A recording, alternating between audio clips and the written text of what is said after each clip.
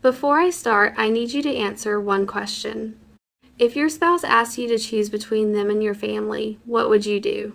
I thought I knew my answer. I was wrong. Hello, everyone.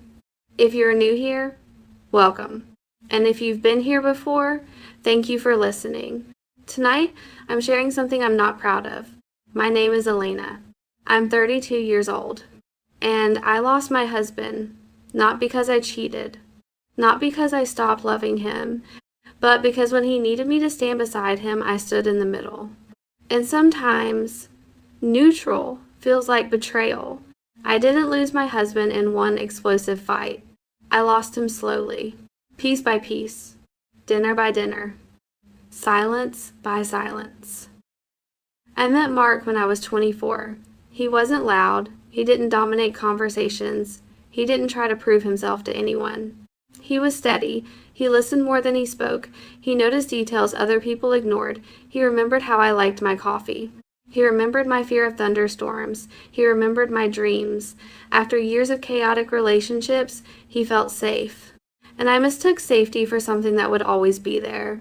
We got married 2 years later. At first, everything felt perfect, or at least manageable. My family has always been very close, too close.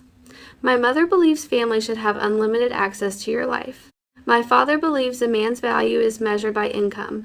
My younger sister believes sarcasm is a personality trait.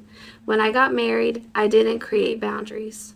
I didn't think I needed to. My mom had a key to our house. She would drop by unannounced, sometimes to bring food, sometimes to reorganize things, sometimes just to check in. Mark never complained in the beginning. He would smile. He would say thank you. He would adapt. But I started noticing something. He talked less at family dinners. He stopped volunteering to host holidays. He would disappear into another room during long visits. One night, after we came home from my parents' house, he sat quietly on the edge of our bed. And he asked me something simple. Do you ever feel like your family doesn't respect me? I laughed. I actually laughed. I told him he was imagining things. I told him he was being sensitive. He didn't argue, he just nodded. But something changed that night, and I ignored it. The comments from my family became sharper over time. My father comparing Mark to other husbands. Oh, did you hear? David just bought a new house. Tom got promoted again. Hard work always pays off. It sounded innocent, but it wasn't. My sister would joke, Elena, you're still splitting bills? Must be nice to marry for personality. Everyone laughed, except Mark. And every time, I stayed silent. I told myself I was avoiding conflict. I told myself it wasn't serious. I told myself he was strong enough to handle it. But marriage isn't about being strong alone. It's about knowing someone stands beside you.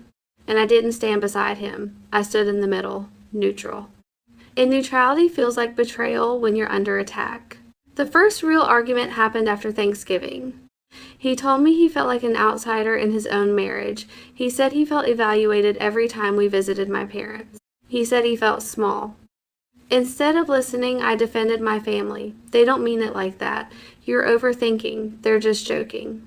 He looked at me for a long moment and said quietly, jokes are only funny when everyone laughs. I didn't know how to respond, so I didn't. Months passed. The tension grew. He asked for simple boundaries. No more unannounced visits. No more comments about money. No more keys to our house. To him, it was about respect. To me, it felt like rejection of my family. So I did the worst thing I could have done. I told my family everything. I told them he was uncomfortable. I told them he wanted boundaries. My mother was furious. He's trying to isolate you. My father said, a real man wouldn't feel threatened. My sister rolled her eyes. This is how control starts. Slowly, they convinced me that he was the problem, and I let them. The breaking point came on Christmas Eve. We hosted dinner at our house. My mom arrived early.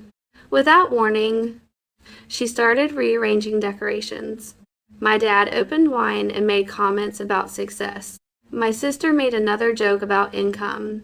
Mark stayed quiet for most of the night, but I could see it in his face. Something was ending. After everyone left, the house felt heavy. He stood in the kitchen, staring at nothing. Then he said, "I feel like a guest in my own marriage."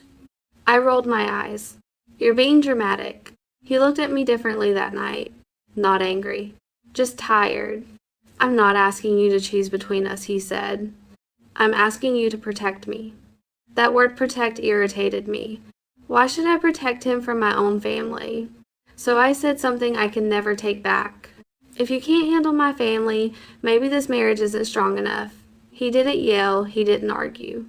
He just nodded slowly, and something inside him closed. 2 weeks later, he moved out. No screaming, no begging, just quiet resignation. I thought he would miss me. I thought he would come back. Instead, he filed for divorce. 7 years, reduced to paperwork. After he left, my family surrounded me constantly. At first, it felt comforting. But without him there, I became the new target. My father questioned my finances. My mother criticized my decisions. My sister borrowed money and never returned it. And I had no one beside me anymore. No one to balance the room. No one to look at me and silently say, "I'm here." One evening, my mom said, "Honestly, maybe this is for the best. He wasn't ambitious enough for you." And for the first time, I felt anger toward them. Not him. Them. Because I finally understood something. They never respected him. And I never demanded that they do. 6 months later, I saw him at a grocery store.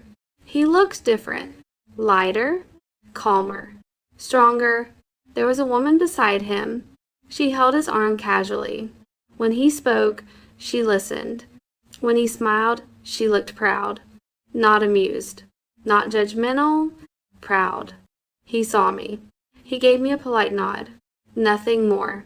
No sadness. No regret. Just peace.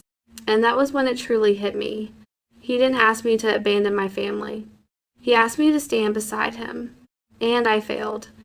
I used to think love was enough. It isn't. Love without loyalty is fragile. Love without protection fades. If you're listening to this right now, and someone in your life is quietly asking you to stand beside them, don't wait until silence replaces their voice. Because once someone feels alone long enough, they don't fight anymore. They leave. And sometimes they leave peacefully. And that's the worst part. If this story made you think about someone in your life, stay with me. There are more stories like this, and maybe one of them will save something before it's too late.